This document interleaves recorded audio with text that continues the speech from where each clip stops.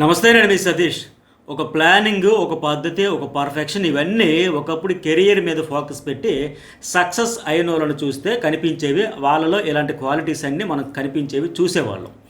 కానీ ఇప్పుడు ట్రెండ్ మారింది. ఎవరినో ఒకరిని లవ్ చేయడం, వాళ్ళతో కాకుండా వేరే వాళ్ళతో పెళ్లి చేసుకోవడం, సరిగ్గా పెళ్ళైన నెల నుంచే తాళి కట్టినోడికి తలకొరివి ఎలా పెట్టాలా అని కాఫీ షాపుల్లో కూర్చొని స్కెచ్లు వేయడం, ఇది ఇప్పుడు లేటెస్ట్గా జరుగుతున్న ట్రెండ్. ఇంత ఘోరమైన ట్రెండ్ ఇప్పుడైతే మారిపోయింది. భర్తను చంపడానికి ఒక ప్లానింగ్, ఒక పద్ధతి, ఒక పర్ఫెక్షన్తో ముందుకెళ్ళి సక్సెస్ అవుతున్నారు లేటెస్ట్గా. ఆ తర్వాత ఏ చంచల్గూడ జైలుకో, షిల్లాంగ్కో, పూణేలోని జైలుకో వెళ్ళి అక్కడ తిష్ట వేస్తూ ఉన్నారు. తెల్లారు లెగిస్తే చాలు ఒకదాన్ని మించిన ట్విస్ట్తో మరొక ఇన్సిడెంట్ దేశాన్నే కదిలించేస్తూ ఉన్నాయి. ఎందుకంటే గతంలో వేట కొడవల ఫ్యాక్షన్ చూసాం, మాఫియా డాన్ల జర్మన్ మేడ్ పిస్తోళ్ల స్వైర విహారం చూసాం. కానీ ఈ మధ్య కాలంలో కట్టుకున్నోడని చంపుతున్న విధానం అయితే చరిత్రలోనే ఎన్నడూ చూడలేదు, భవిష్యత్తులో చూస్తామన్న నమ్మకం కూడా లేదు. గతంలో భార్య మీద అనుమానంతో లేకపోతే రకరకాలుగా వ్యసనాలకు బానిసై భార్యను హతమార్చిన భర్తలు చూసాం, లేదా అదనపు కట్నం కోసం, కానుకల కోసం కోడళ్ళని హతమార్చిన అత్తల్ని చూసాం. కానీ ఇప్పుడు పూర్తిగా అలాంటి వార్తల కంటే ఇలాంటి వార్తలు అధికంగా వినిపిస్తూనే సెన్సేషన్ అయిపోతూ ఉన్నాయి. అంత చిత్ర విచిత్రంగా, అది కూడా ప్రియుడితో కలిసి కాఫీ షాప్లో కూర్చుని నవ్వుతూ తుల్లుతూ స్కెచ్లు గీస్తున్నారు. పగబట్టిన తాచు పాముల్లో కాటేసి చంపేస్తూ ఉన్నారు.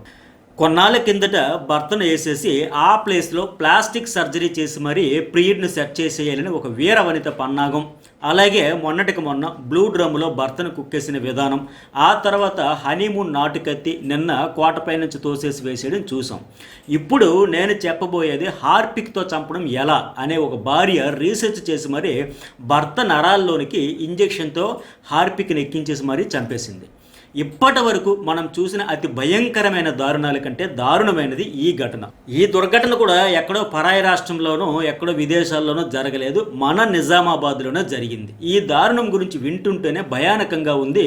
పోలీసులు, ప్రత్యక్ష సాక్షులు, మృతుడి కుటుంబీకులు చెప్పిన వివరాల ప్రకారం నిజామాబాద్ జిల్లా న్యాల్కల్ గ్రామానికి చెందిన 35 ఏళ్ల దాయిని ప్రశాంత్కు సంధ్య అనే అమ్మాయితో చాలా ఏళ్ల క్రితమే పెళ్ళి అయింది. ఈ ప్రశాంత్ కుటుంబ పోషణ కోసం ఉపాధి వెతుక్కుంటూ కొన్నేళ్ళు గల్ఫ్ వెళ్ళాడు. భర్త ఊరిలో లేకపోవడంతో సంజయ్కు నిజామాబాద్ ఇంద్రపూర్ కాలనీకి చెందిన అనిల్ అనే వ్యక్తితో వివాహేతర సంబంధం ఏర్పడింది. గల్ఫ్ వెళ్ళిన ప్రశాంత్ గత నెల జూన్ 27న, అంటే సరిగ్గా ఒక 10 రోజుల కిందటే సొంత ఊరికి తిరిగి వచ్చాడు. భర్త ప్రశాంత్ తిరిగి రావడంతో తమ వివాహేతర సంబంధానికి అడ్డు తగులుతున్నాడని భావించిన సంధ్య ఆమె ప్రియుడు అనిల్తో కలిసి భర్త ప్రశాంత్ హత్యకైతే ప్లాన్ వేసింది. వీళ్ళిద్దరూ కలిసి ఊర్లోకి చెందిన మరో వ్యక్తి ఎవరు, కంది వెంకట సాయి అలియాస్ బంటి అనే మరో యువకుడి సహాయం అయితే కోరారు.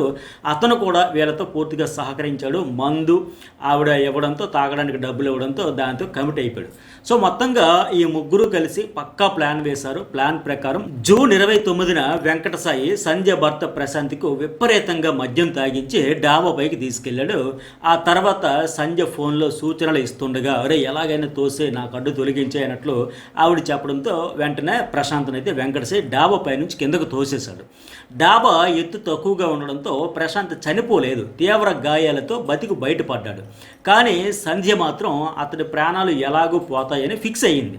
అందుకే తాము కలిసి చంపేశామనే అనుమానం రాకుండా ఒక మాస్టర్ ప్లాన్కు ప్రణాళిక సిద్ధం చేసింది. దానిలో భాగంగానే డాబా పైనుంచి నా మొగుడు పడిపోయి చనిపోయాడు, మద్యంకి బానిస అయిపోయాడు, తాగి ఆఖరికి ప్రాణాల మీదకి తెచ్చుకున్నాడు, అయ్యో నేను భర్తను కోల్పోయానంటూ తెగ ఏడ్చేసి చీదేసి ఎవరైతే అతడిని మేడ పైనుంచి తోసేశాడో ఆ వెంకట సాయితోనే కలిసి ప్రభుత్వ ఆసుపత్రికి ప్రశాంత్ను చికిత్స కోసం అయితే తీసుకెళ్లారు. ఇంటి దగ్గర నుంచి ఏడుపు లాంటి నటన ఆరంభించిన సంధ్య హాస్పిటల్ వరకు అలాగే కొనసాగించింది, ఆ పాత్రలో జీవించేసింది. ఆమె ఏడుపును అందరూ నమ్మేశారు కూడా. అయ్యో పాపం, ఈ మధ్యన పాపం గల్ఫ్ నుంచి వచ్చాడు, ఇంతలోనే ఇంత బాధాకరమైన సంఘటన అయితే జరిగిందంటూ కూడా బాధపడ్డారు, సానుభూతి ప్రకటించారు. కానీ ఈ సంధ్య ప్లాన్ బెడిసికొట్టి ఆమె భర్త బతికిపోయాడు.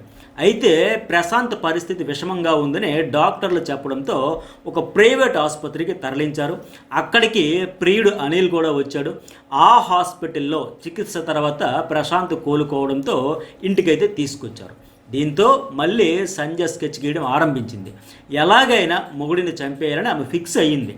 ఈ ప్రియుడు అనిల్ సూచనతో భర్త ప్రశాంత్ చేతికి ఉన్న ఆ సెలైన్ బాటిల్ ఏదైతే ఎక్కిస్తారో ఆ బాటిల్ ద్వారా రకరకాల పదార్థాలను సెలైన్లోకి ఎక్కించేసి ప్రశాంత్ శరీరంలోనికి పంపించేశారు. అయితే ఇక్కడ అత్యంత దారుణమైన ఘటన ఏంటంటే టాయిలెట్ క్లీన్ చేసే హార్పిక్ని కూడా ఆ సెలైన్లోకి పంప్ చేసి శరీరంలోకి ఎక్కించేసింది. దీంతో ప్రశాంత్ విలవెల్లాడిపోయాడు. ఊపిరి ఆడకుండా చేసి ప్రాణం తీసేసింది. ఆ తర్వాత మళ్ళీ డ్రామా కొనసాగిస్తూ డాబా పైనుంచి పడిపోయాడు, హాస్పిటల్కి తీసుకెళ్ళినా బతకలేదు, చనిపోయాడంటూ ఏడుపైతే ఆరంభించింది. అయితే ప్రశాంత్ది సాధారణ మరణం కాదని, చంపేసి ఉంటారు అని అతడి తల్లి అయితే అనుమానించింది. కోడలి తీరుపై ఆవిడికి అనుమానం బలపడింది. ఆ తర్వాత ఏం జరిగిందో తెలుసుకునే ముందు ఖచ్చితంగా ఈ వీడియోకి ఇంతవరకు లైక్ చేయకపోతే ఒక లైక్ చేయండి. అట్లాగే మీ అభిప్రాయం ఏంటి అనేది కూడా కామెంట్ చేయండి. ఇలాంటి మరిన్ని వీడియోస్ కోసం న్యూస్ బౌల్ ఛానల్ అయితే సబ్స్క్రైబ్ చేసుకోండి. అయితే ఆమెకి తన కొడుకు గల్ఫ్ నుంచి ఈ సొంత ఊరు వచ్చిన విషయం కూడా చెప్పలేదు, తెలియదు. ఆ తర్వాత అతను మద్యం దాగి మేడ మీదకి వెళ్ళి పడిపోయాడు.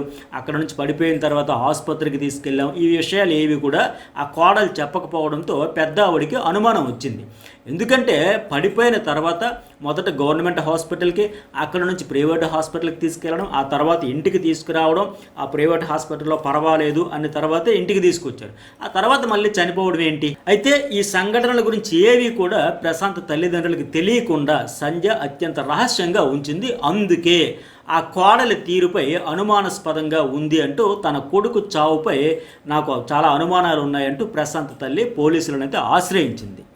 ఈ కేసు నమోదు చేసిన పోలీసులు దర్యాప్తు చేపట్టారు. మృతుడి భార్య సంధ్యను అట్లాగే మిగతా ప్రియుడు ఫోన్ కాల్ డేటా తీసుకుని అనిల్ కూడా అదుపులోకి తీసుకున్నారు. విచారించడంతో మొత్తం విషయం అయితే బయటపడింది. మేమే చంపేశామంటూ వాళ్ళు అంగీకరించారు. దీంతో ఈ సంధ్యతో పాటు ఆమె ప్రియుడు అనిల్, వీళ్ళిద్దరికీ సహకరించిన మూడో వ్యక్తి ఆ వెంకట సాయిని కూడా పోలీసులు అరెస్ట్ చేసి రిమాండ్కి అయితే తరలించారు. అయితే ప్రశాంత్ గల్ఫ్ నుంచి వచ్చినప్పటి నుంచి తరచూ భార్యాభర్త మధ్య గొడవలు జరిగాయి. ఈ తగాదాలకు కారణం సంధ్య ప్రవర్తనే. ఆమె వేరే వ్యక్తితో వివాహేతర సంబంధం పెట్టుకున్నట్లు బంధువులు సైతం గుర్తించారు. ఈ విషయం తెలుసుకున్న భర్త ఆమెను నిలదీయడం మొదలుపెట్టాడు. ఈ విషయంలోనే దంపతులిద్దరూ తరచూ గొడవలు పడుతుండేవారు. ఇలా రోజు గొడవలు అవుతున్న సమయంలోనే సడన్గా ఒకరోజు తన భర్త ప్రశాంత్ మేడపై నుంచి పడి చనిపోయాడంటూ సంధ్య అందరికీ చెప్పడంతో ఎవరూ నమ్మలేదు. ఫుల్గా మద్యం తాగించి మేడపై నుంచి నెట్టేస్తే తాగుబోతూ నిర్లక్ష్యంతో ప్రాణాలు కోల్పోయాడని అందరూ అతన్నే మందలిస్తారు.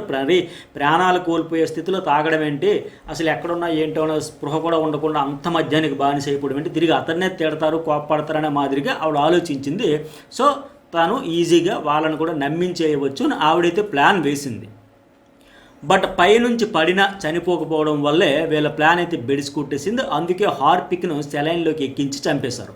దీంతో ప్రమాదకరమైన ఈ బాత్రూమ్ క్లీనర్ శరీరంలోని అన్ని భాగాలకు విస్తరించింది. దాంతో ఒళ్ళంతా విషపూరితమైపోయి అవయవాలు పనిచేయడం మానేశాయి. ప్రశాంత్ అయితే కన్నుమూశాడని పోలీసులు ప్రాథమికంగా తేల్చారు. ప్రస్తుతం నిందితులు సంధ్య, ఆమె ప్రియుడు అనిల్, అట్లాగే ఆ వెంకట సాయి అలియాస్ బంటిని, ఈ ముగ్గురిని అదుపులోకి తీసుకున్నారు. ఈ వార్త సామాజిక మాధ్యమాల్లో హార్పిక్ మర్డర్గా బాగా వైరల్ అవుతుంది. అసలు ఎందుకు ఇంత క్రూరంగా ఇంత దారుణంగా ప్రవర్తిస్తున్నాడో అర్థం కావట్లేదు. ఒక వ్యక్తితో మీకు ఇష్టం లేకపోతే ఇంకా వాళ్ళతో సంసారం సాగదు అనిపిస్తే ఖచ్చితంగా పెద్దల సమక్షంలో కూర్చొని మాట్లాడుకుని సెటిల్ చేసుకుని ఎవరు దారి వాళ్ళు చూసుకోవచ్చు.